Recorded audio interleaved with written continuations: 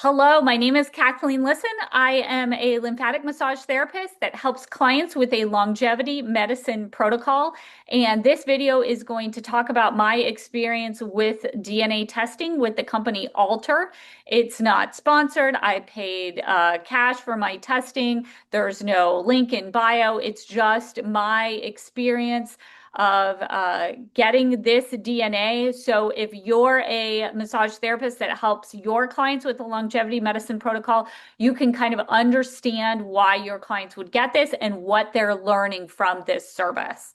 Okay, so the experience itself was pretty easy. I found the company through social media. I bought the testing and the results, and they were very communicative with me through text messages, kind of telling me that my order was ready and it was processing and they were sending the unit out. So it's a little swab. You put the swab in your lower cheek and then you send it back to them, their lab for the testing. So they followed via text message. I could see where my package was when it was delivered, and then that the when I gave it back to the post office, that it was received, that it was at their lab, and then when they were processing it, and then once the data was processed, they actually didn't just give me this. You have to set up an appointment with one of their representatives so they can kind of talk you through the genetic testing.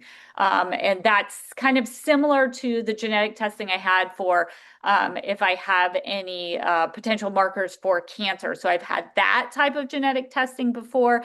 And then that is similar in that they don't just show you the first time you get genetically tested whether you might have some cancer genes or not. You go in there and then the person kind of talks you through it. So this one was via phone. I didn't have to go to a physical office to meet with a person. And they gave me this, which was on their website. I made an account on their website so I could see this shortly before the appointment. And then there's a PDF where I could print it out afterwards. So what the representative told me, the lady on the phone told me, is a lot of times in longevity medicine, there's this big, especially if it's social media version of longevity medicine, huge focus on exercise and nutrition, not as much focus on sleep and recovery. And those are the two equal important parts of things that you need to do for your longevity medicine protocol.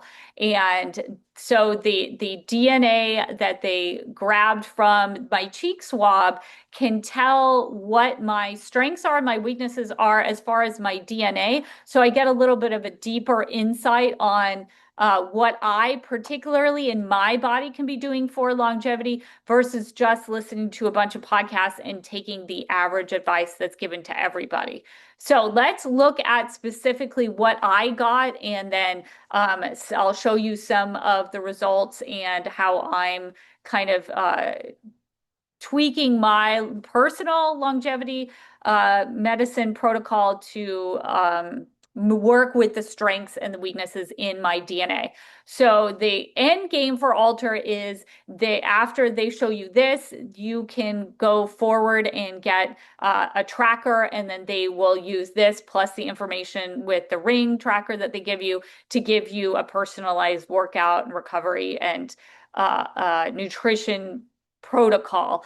But I'm working with a naturopath for my longevity medicine protocol, so I just wanted to use this as interesting information for my genetics. Okay. So my the results summary, they show you based on the DNA, the best type of exercise, strength or cardio, according to your DNA. They show you the ease of weight loss, the ease of keeping weight off, the impact of eating carbohydrates, the impact of eating protein, the impact of eating fat. They show you inflammation risk, your motivation, which I thought was really interesting. I didn't know that was genetic at all, whether it's internal or external.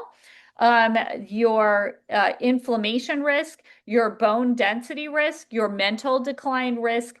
And they also have some information about chronotype, so whether you're a morning person or an evening person, and your strength, stress, and anxiety resilience. So I am so excited that now they've done research on the DNA and then how your DNA really factors into whether you're a morning person or an evening person, whether weights are better or cardio is better. So you take like the next step from just having generic advice that you listen to on a podcast to something that you're really working with your body, the body you were given with in this lifetime. So it shows these little bar graphs from I'm more cardio, I'm more mixed, and I'm more strength. And for me personally, my result was I benefit more from strength exercises. And let's look. There's impact of eating carbohydrates. It says based on my genetic profile, my body has a higher ability to use carbohydrates, meaning that I achieve the best results in weight loss, muscle gain, or weight maintenance by following a diet rich in complex carbs. So that's really interesting to know based on there's thousands of diets out there, but what is really going to help me and seeing that this the impact of eating carbs, the impact of eating protein, the impact of eating fats is based on your genetic, and you can actually take a cheek swab and understand that, I think would be very valuable to one of our clients that was just overwhelmed by the amount of advice out there by diet and had seen that time after time, the diet that their friends said was really excellent, maybe wasn't excellent for them. And I see that we can say this, they can hear podcasts that say this, but I think it's some of our clients who are on longevity medicine protocols are taking this genetic testing so they can understand from their own personal genetic standpoint what diet is best for them. Interestingly, you can see what type of motivation you are, and it says my genetic profile indicates I'm externally motivated to exercise. I might not naturally enjoy physical activity just for the sake of it, but I have goals. So I work towards a goal, and I have seen in my life, I have done, I'm much more motivated and able to continue with an exercise if I have a goal like a 5K, a half marathon, a bicycle race. That's what's really gotten me into shape. And it's interesting that that's what actually led me to massage therapy in the first place, because when I was 39, I decided that for my 40th birthday, I wanted to summit Mount Kilimanjaro. So I was in the Adirondack Mountains. I used to live in upstate New York. I was in the Adirondacks every weekend doing weekend camping trips to get my body ready for Mount Kilimanjaro. And I found that, as any 39-year-old can tell you, your body doesn't bounce back on Monday the way it did that maybe when you were 20. So that's when I found a massage therapist. I got regular massage to help me achieve my goals for fitness, that goal of climbing Mount Kilimanjaro. And that's what's really ignited my passion in massage. So I was moved to California shortly afterwards, went into massage school, and the rest is history. I'm still a successful massage therapist, helping people recover from surgery, and now helping them also people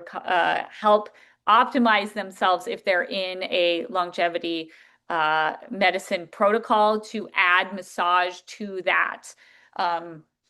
And then something I knew anyways, because I've had a DEXA scan, my genetic profile suggests a slightly above average risk of fractures and a tendency towards lower than average bone mineral density. I think this is fantastic. If someone hasn't had a DEXA scan yet, but they can understand really why they're doing what they're doing, why they need to continue the exercise. And then we as massage therapists can say, massage can help you if you're too sore to exercise. If you get massage, it will help you be able to achieve your goals with exercise to improve your bone density. It's fantastic for someone to know so they can be armed with that information so they can seek out different types of nutrition and exercise and stress reduction protocols to help them improve bone density. Inflammation. So this can, you can see whether you have an average or above average level of systemic inflammation, your predisposition, so whether your body tends to have more inflammation or an average amount of inflammation, fantastic thing to know. Mental decline risk. So the analysis does show that my genetic profile places me as a slightly above average cognitive decline as I age. So that's going to give me the impetus that I need to seek out those positive health behaviors that can help reduce my risk for mental decline as I age. And I'm choosing to take this very positively and know that this is the warning sign that I need, that I really do need the longevity massage, the medicine protocol, and that I'm going to do everything that I can to help keep myself sharp as I age, as far as cognitive risk. Chronotype. So it says I'm a moderate morning person. I'm moderately inclined to be a morning person. I love this as well because if someone's an evening person trying to force your body into being a morning person, or not understanding why everyone else is so much easier to like jump out of bed and get to the gym at 5 a.m., I think this is very great for people who are evening people to understand that you're an evening person, and not try to shove yourself into the box of why am I always failing at being an early morning athlete. So I love this. And they said about this trait, ever wonder why some people are up with sunrise while others hit their stride after dark? The answer could be in your genes. So this is one of the very valuable insights that I have, and insights that your client would have if they got similar genetic testing. And then finally, stress and anxiety resilience. It shows that I have a genetic advantage with above average stress tolerance, meaning I'm naturally less likely to feel overwhelmed by everyday challenges than those with lower stress resilience. The advantage is significant, especially in a world where about 75% of people regularly experience stress-related physical and psychological symptoms, and nearly half report increased stress levels in recent years. And I'm really building on this by including stress reduction in my daily practice. I pray the rosary. I get to mass at least once a week, so I have spirituality as stress reduction. I also do breathing protocols. I do mindfulness protocols, and breath work. So all this is to help me maintain that low stress, so I can take on more goals, because as I saw with the other part of my genetics, I'm externally motivated. So I need those goals, and I need to have low stress levels and resilience, so I can move forward and achieve those goals.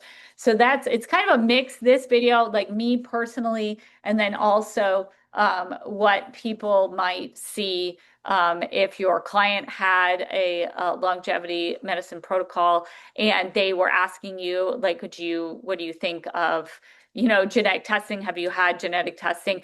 It helps us as massage therapists to understand why our clients are taking that cheap swab, and what they might understand from getting genetic testing. There's obviously many different types of gene testing. We talked about two in this video that I had for a cancer screening, and then this one is more for seeing how my body handles to different aspects of the things that are going to lead me to longevity, that are going to increase my health span, so I can kind of really have a targeted approach to my health span, getting as long a health span as possible, and possibly improving my lifespan. So this, I think, is a good overview of what your clients might understand from their genetic testing. So I wanted to share this with you, so you kind of have the tools that you need as the lymphatic massage therapist, as the longevity massage therapist, to help your clients and understand what your clients are doing as far as their longevity medicine protocols. Thanks, and have a great day.